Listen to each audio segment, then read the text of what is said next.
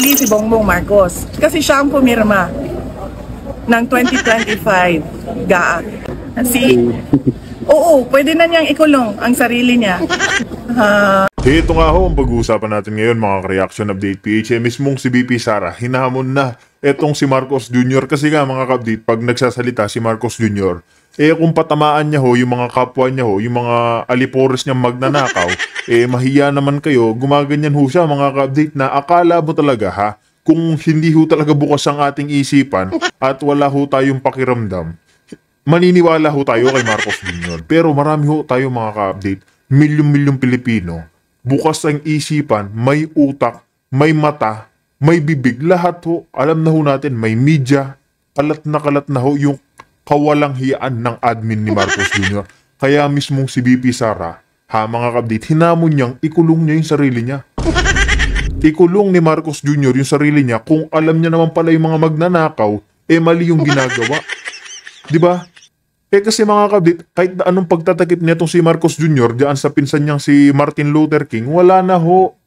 Alam na ho ng taong bayan yung 100 billion insertion ni Marcos Jr. na mayroon pala siyang 25% diyan mga ka-update. Maliwanag na ho yan mismong kay Saldico. Nilaglag ho siya. Kulang pa ba ho yun mga ka-update? Kulang pa ba yung pagsasalita ni Saldico? Diba? Sapat na ho yan na pinatunayan ni Saldico na totoo lahat ho na sinabi ni Sergeant Gutesa. Kaya yung pambibintang, panggagago ho ng mga itong admin ni Marcos Jr. kay Senator Marcoleta, wala ho kayo. Hanggang salita, paninira lang ng kapwa ang kaya. Lahat ho ng kawalang hiyaan, sasapitin nyo, lalong-lalo na ho ngayon mga ka-update. Ating mga kababayan, nagsasama-sama na. Transparency for a better democracy, panawagan ng ating mga kapatid na iglesia. Panonoorin din ho natin yan kung saan nga mga ka-update. Sobrang dami na ho. Libo-libo. Hindi lang siguro yan mga ka-update at aabot panigurado ito ng milyon ngayong araw na to. Diyan sa Metro Manila. Kaya mga update, pakinggan ho natin ito naging payag ni BP Sara patungkol pa rin na kung okay Marcos Jr., pakulong niya na yung sarili niya. Tama naman ho yan mga ka-update. Para naman mahiya ka sa mga Pilipino. Diba? Mahiya ka sa Pilipino, Marcos Jr. Hindi yung sobrang kapal pa rin ng pagmumukha mo matapos yung gaguhin. Yung milyong-milyong Pilipinong nagtiwala, bumoto pa rin sa iyo. Aminin na niya na ano talaga, meron siyang pagkukulang. At hindi lang maliit na pagkukulang ha, malaking pagkukulang. Meron siyang malaking pagkukulang sa kanyang trabaho para sa ating bayan. Kaya pwede na niyang ikulong ang sarili niya. Tiniyak niya na may makukulong bago magpasko. Pero nang tinanong siya na kasama ba rito si dating Speaker Martin Romualdez, ang sagot niya ay wala pa daw ebidensya. At kung mayroon man, pasasagutin daw. Ano po yung reaction niya dito? Hindi na po niya, baka lang, hindi na naman niya binasa, na sinabi niyang binasa, yung budget ng 2025. Ang pinag-uusapan natin dito ay yung budget ng 2025. Makikita mo na yung project ng o yung budget ng Pangulo o Executive Department ay nasa NEP, nasa National Expenditure Program. Yun ay sinasubmit sa Congress. Pagdating sa GAB o General Appropriations Bill at pagdating sa GAA, yung batas ng ating budget, makikita mo ang daming project doon na wala sa NEP. Yun pa lang, ebidensya na yun. Doon pa lang, masasabi mo na itong congressman na ito ay merong insertion na katanggap. So, ibig sabihin, tingnan mo na kaagad na saan na yung project na ito na nakalagay sa distrito na to.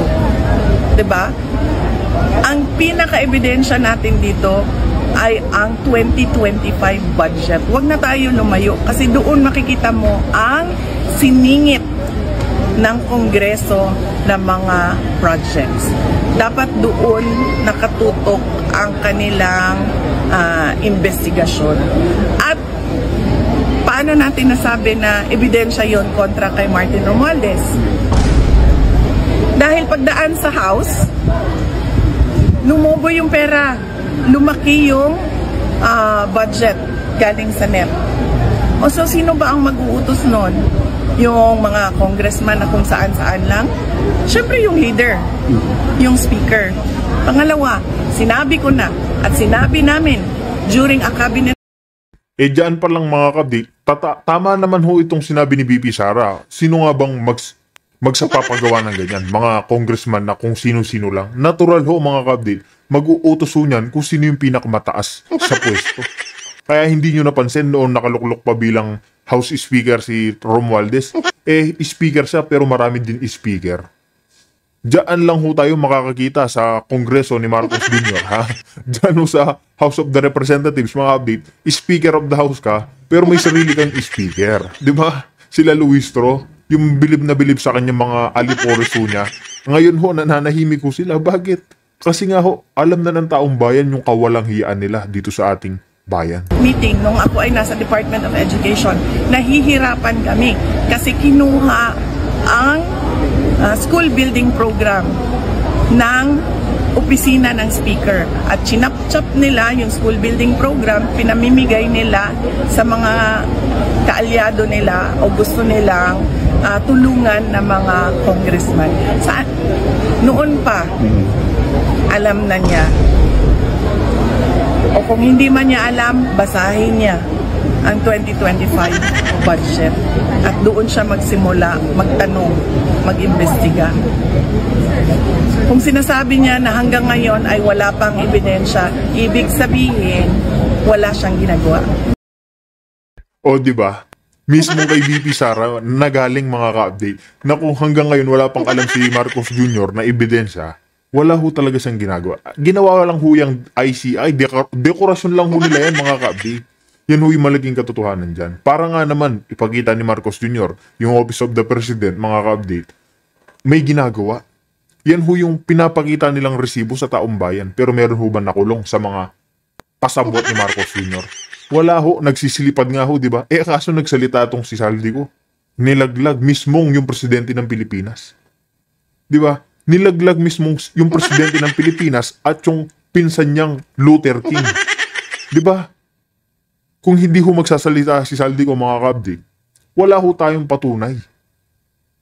Kasi kahit na ano hong sabihin ni Sergeant Gutesa dyan, binabaliktad lang ho nila Ping Escalera at ni Juan Bol University. Tapos nga ho, di ba balak pang kasuhan si Senator Marcoleta? Yan ho yung ginagawa ho nila.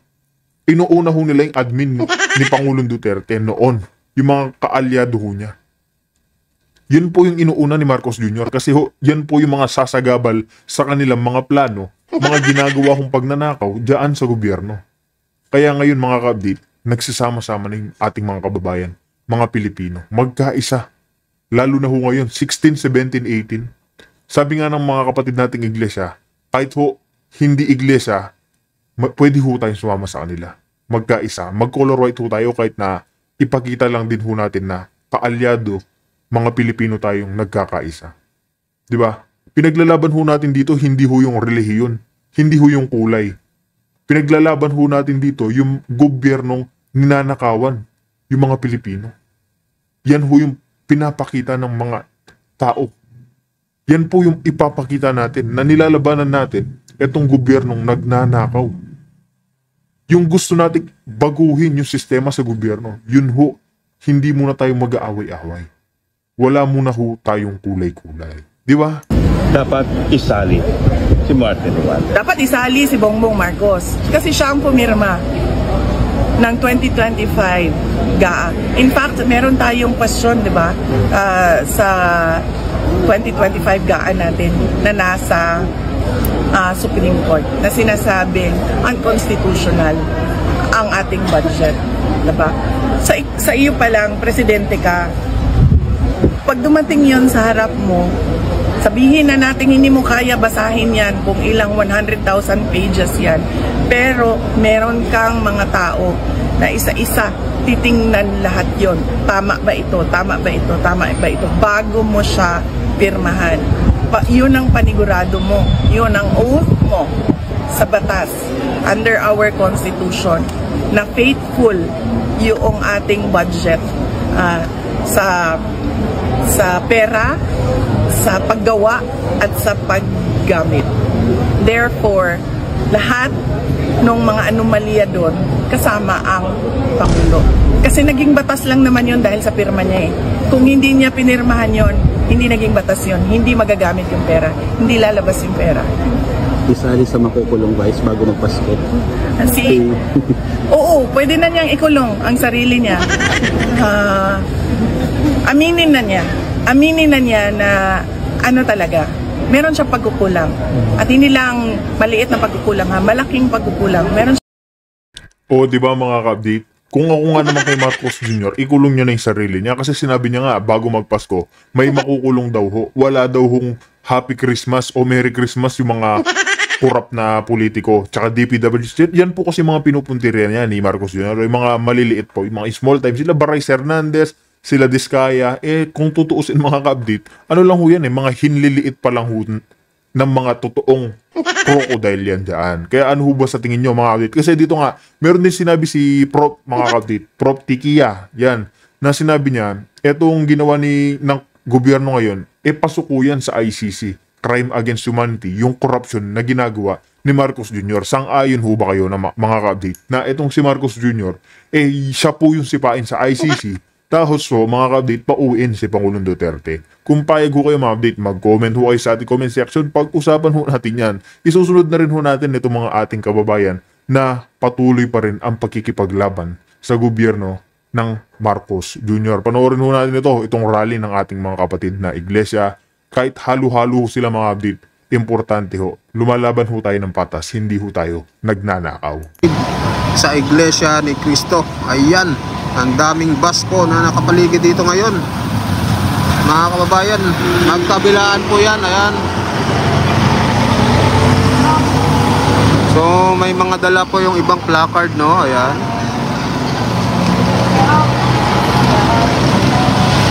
So patungo po sila sa Quirino Grandstand, mga kababayan. Hindi na po tayo pumunta doon, gawa ng wala pong signal, mga kababayan. Dito na lang muna tayo tumambay.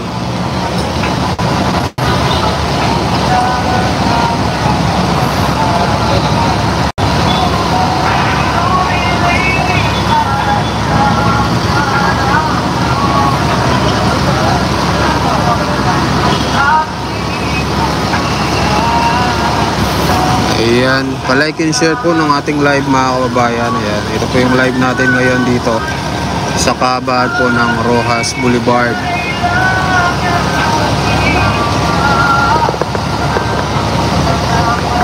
Pa-check din po kung maayos po yung ating signal.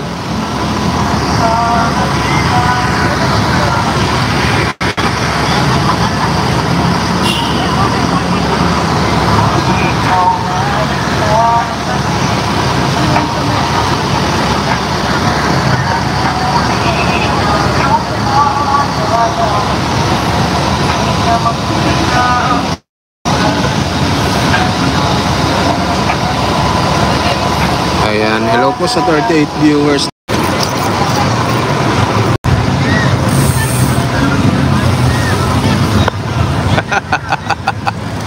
Hala mo. Grabe naman. Hindi ko nga pinakita mukha ko, nakita.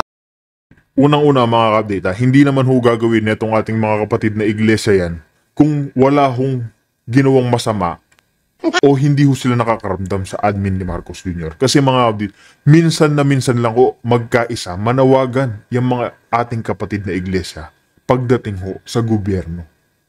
Minsan lang ho gawin yan. Totoo lang mga update. Diba?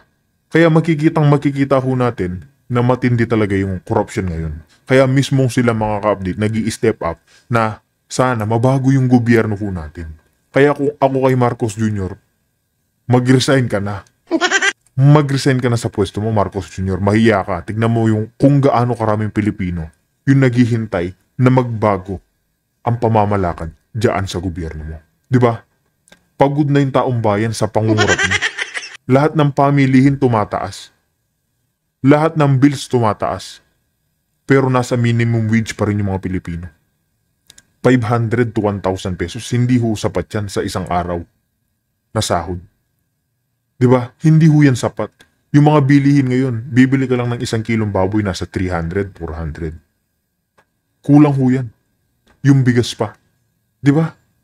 Hindi ho nahihiya etong si Marcos Jr. na mismong milyong-milyong Pilipino nagkakaisa para lang magbago yung gobyerno niya. Diba? Tama pa yung mukha ko, grabe ka naman, antindi mo naman boy. Hala ka, grabe mga kababayan, dumami pa. Mas dumami pa yung mga nagsisidatingan ngayon. Hala ka. Ayan o, magkabilaan ko, magkabilaan mga kababayan.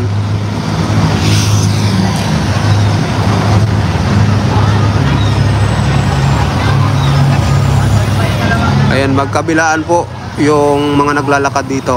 Patungo po ng Quirino Grandstand. Grabe mga kababayan, nakakakilabot ito. Ang dami. Talagang walang tigil mga kababayan yung dating, no? Parang agos ng tubig. Hindi nauubos. Grabe. Nakakakilabot ito mga kababayan. Mukhang history na naman ang gagawin ng Iglesia ni Cristo. Grabe ito mga kababayan.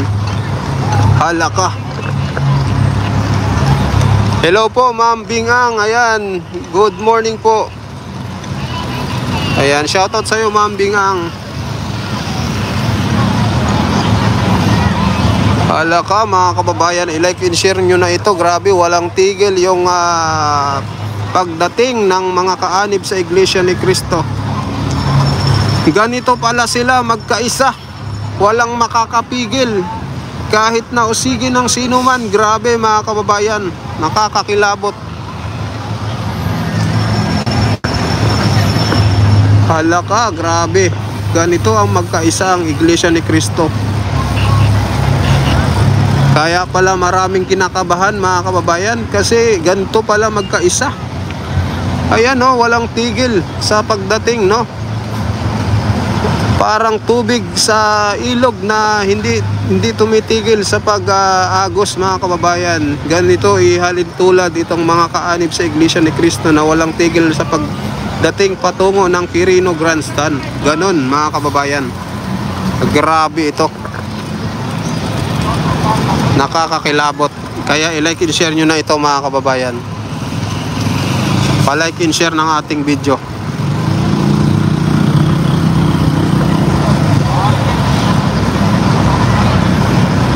Ayan, sabi 1.2 million ang ratio niyan Brad sa kabuuhan. Hala ka, grabe 1.2.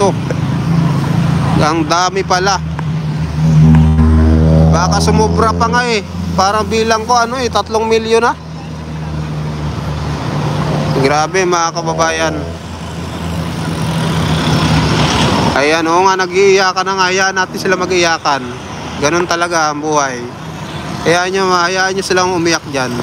Huwag nyo lang pansinin. Kasi yung mga yan, yung ibang trolls na yan, mga ano po yan, mga AI. Hayaan nyo lang po. Mapipikon lang kayo dyan. Ayan, hayaan natin sila.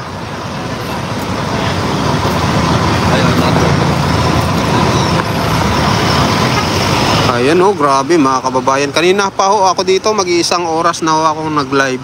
Talagang walang tigil po yung pagdating. Grabe no? Ganto pala magkaisa ang Iglesia ni Cristo mga kababayan. Ang dami. Wala talagang tigil. Kanina pa ako dito. Mukhang lagpas na ng MOA yung buntot nito mga kababayan. Lagpas na ata ng Mall of Asia Arena. Sa dami, grabe. Kikilabutan ka.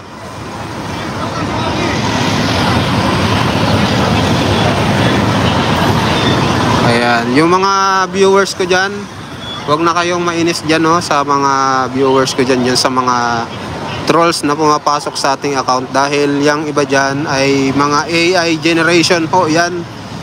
Mapipikon lang ho kayo dyan pag nire-replyan nyo mga hindi naman tao. Kaya hayaan nyo na ho.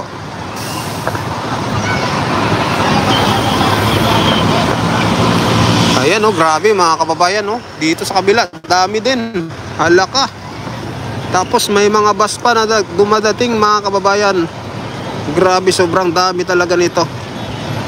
Nako. Halaka mga kababayan. Eto na ho mga kababayan, ho, mas dumami pa. Dito rin sa kabila, oh. Halaka mga kababayan, walang tigil. Pa-like and share na mga kababayan yung live natin.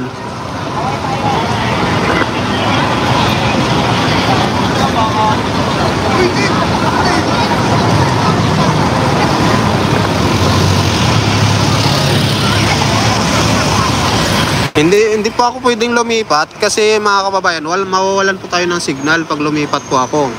Ang ganda-ganda na ng position ko dito, lilipat pa ako. Hindi nawalan ako ng signal.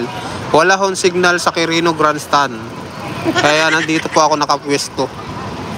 Ayan, maraming salamat po sa inyong lahat sa inyong pangunawa. Ayan. Thank you po. Kaya dito po ako nakapwesto. Pag manonood kayo ng live sa iba ay baka malabo ho mga kababayan. Dito po ay malakas ang signal natin dito.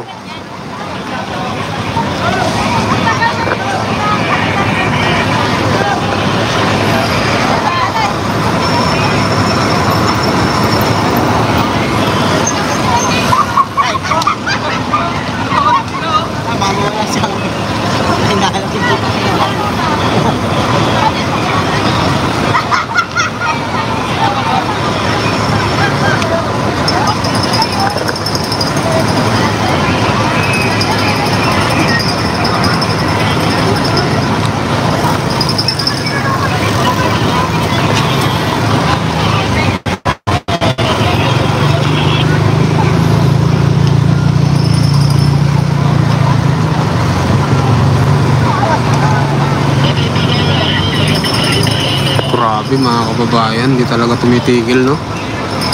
Ayan, no? 56 minutes na po akong naka-live. Talagang mayroon pa rin pong naglalakad patungo ng Quirino Grandstand. Mukhang mamayang hapon pa po ata ito titigil, no?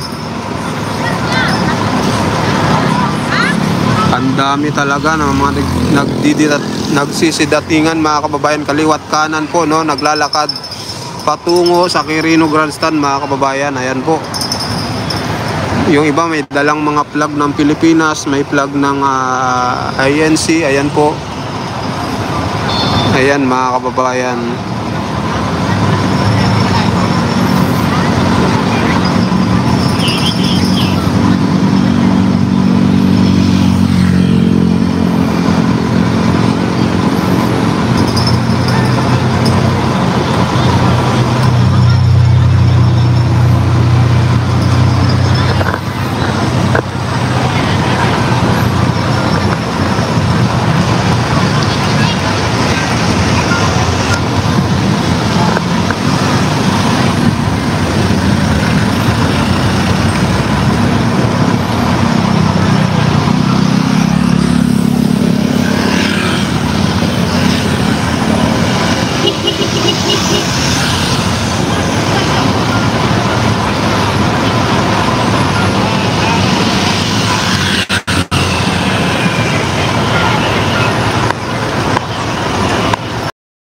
Ayun nga mga ka-update, kung may pahayag ho kayo, reaction, komento dito sa naging pahayag ni VP Sara, magkomento ho kayo dyan sa ating comment section, lalong-lalo na ho sa sinabi niya, kung totoo yung pag-iimbestiga ni Marcos Jr., ikulong niya yung sarili niya. Kaya mga ka-update, panoorin na lang din ho natin, subaybayan yung rally ng ating mga kapatid na iglesia, lahat ho nagsasama-sama, nagtutulong-tulong para sa bagong demokrasya. Kaya mga update, dito na ho natin tatapusin ang ating reaction video.